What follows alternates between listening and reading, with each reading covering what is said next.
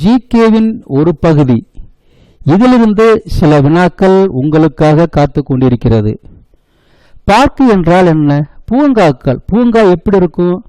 அமைதியா இருக்கும். நம்ம அங்க போய் அமைதியாத்தான் இருப்போம். அதுதான் நிம்மதி. அமைதி ஏற்பட்டால் நீங்கள் தேர்வில் வெற்றி பெறுவீர்கள். இது உண்மையைத்தான் நான் சொல்லிட்டு இருக்கேன். அமைதி எப்போ ஏற்படும்? காலையில் நீங்க தூங்கி எந்திரிச்சுன்னு உட்கார்ந்து பாருங்க, உங்க மனசு அமைதியா இருக்கும். அந்த நேரத்தில் படிக்க பாருங்க, என்ன படித்தாலும் நிலைத்து நிற்கும். அதுதான் நீங்க ஒரு தேர்வு எழுதுவதற்கு முன்னால் நான் சொல்றதை நீங்க செஞ்சு பாருங்க, தேர்வில் வெற்றி உறுதி. அதுவும் 2 நிமிஷம் செஞ்சு பாருங்க, தேர்வில் வெற்றி உறுதி. போட்டியாளர்களே, அஸ்ஸாமில் என்னென்ன நேஷனல் பார்க் உள்ளது? இதை பற்றி ஒரு கற்பனை.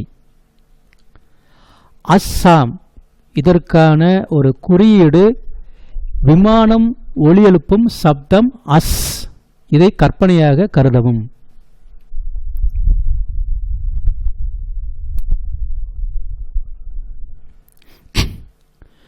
நாம் சிறுவயதில் மானத்தில் கப்பல் பறக்கிறது என சொல்லியிருப்போம். Manas national park. இந்த விமானத்தில் பயணம் செய்ய படிக்கட்டில் நாங்கள் ஏறினோம். நாமேரி. திடீரென சைக்கோ நிறைந்த திப்புரு சைக்கோ நிறைந்த ஒரு தீவிரவாதி உள்ளே நுழைந்து மிரட்டுகிறான். இவன் கேட்கிறான், காசி ரங்காவை பார்த்து கேட்கிறான்,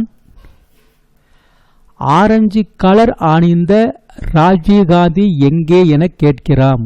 ராஜீவ்காந்தி ஆரஞ்சு நேஷனல் பார்க். போட்டியாளர்களை உங்கள் மனதில் நிலை நிறுத்துவதற்காக ஒரு கற்பனையாக சொல்லப்பட்டது.